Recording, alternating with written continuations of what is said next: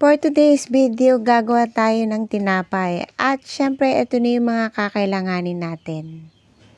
Meron ako ditong all-purpose flour. Ang gagawin ko lang dito, sisip ko lang, sasalain lang natin para syempre masigurado nating walang dumi yung ating flour. Pagkatapos, isasabay ko na rin sa pagsala yung salt at saka yung baking powder para kung merong buo-buo sa baking powder, masala din. At eto na, sunod-sunod na natin ilalagay ko na yung dry instant cheese. Pagkatapos, yung sugar. And then, yung powdered milk. Yung milk ko is Birch Tree. It's everybody's milk, not sponsored, pero kasi masarap talaga yung Birch Tree.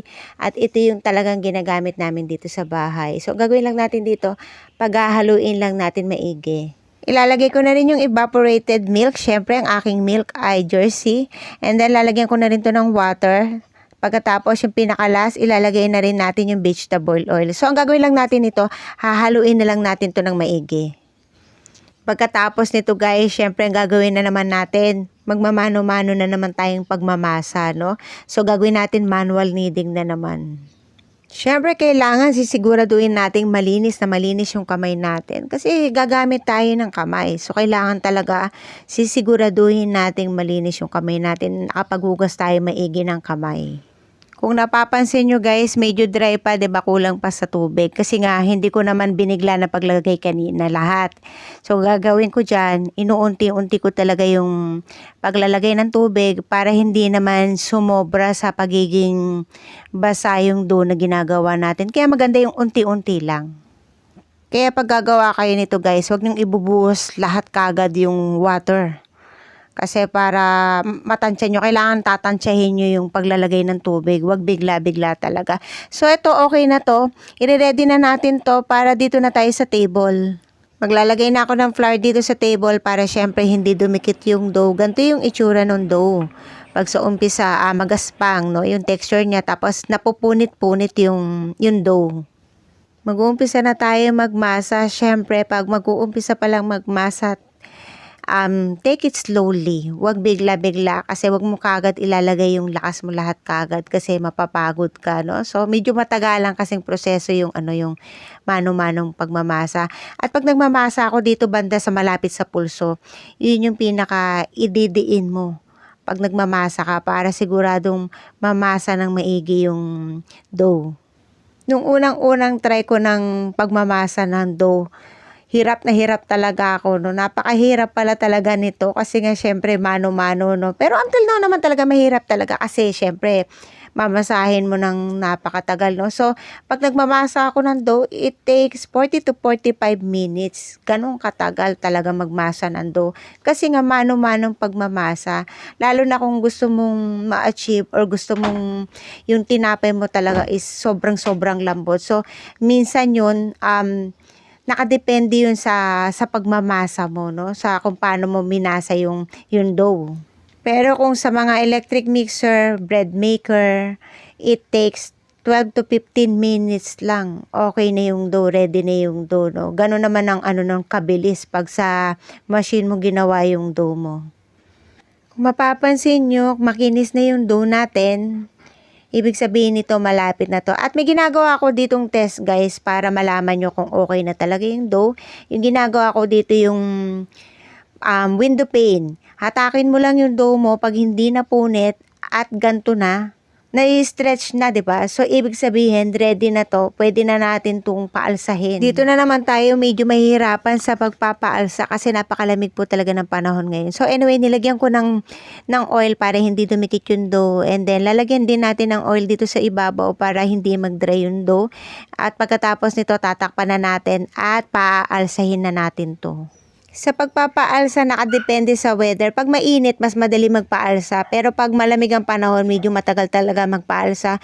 So, minsan, it takes 2.5 hours bago umalsa yung dough.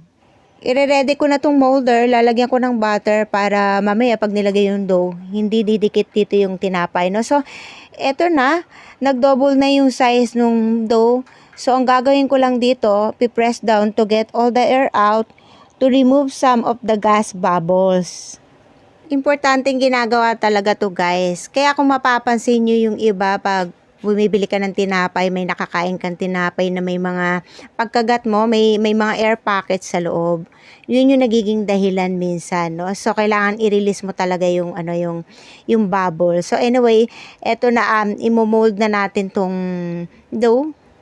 I-divide ko na to, no? So ang gagawin ko lang dito, titimbangin ko para syempre yung magagawa nating tinapay. Pantay-pantay yung laki. By the way guys, yung dough na to, ito rin po yung ginamit kong dough sa paggawa ng siopaw. So, ilalagay ko rin din po yung link ng siopaw dito sa video ko. So, ganito lang mag-form ng bowl, no, para mabilog natin yung dough. So, guys, pag natuto kang gumawa ng tinapay, so nakakaliw din po talaga magawa ng tinapay. Although medyo mahirap talaga kasi nga syempre mano-mano yung ginagawa nating paraan, pero nakakalibang. Natapos na natin gawin, ang susunod na step natin, papaalsahin ko ulit to ng mga 1 oras.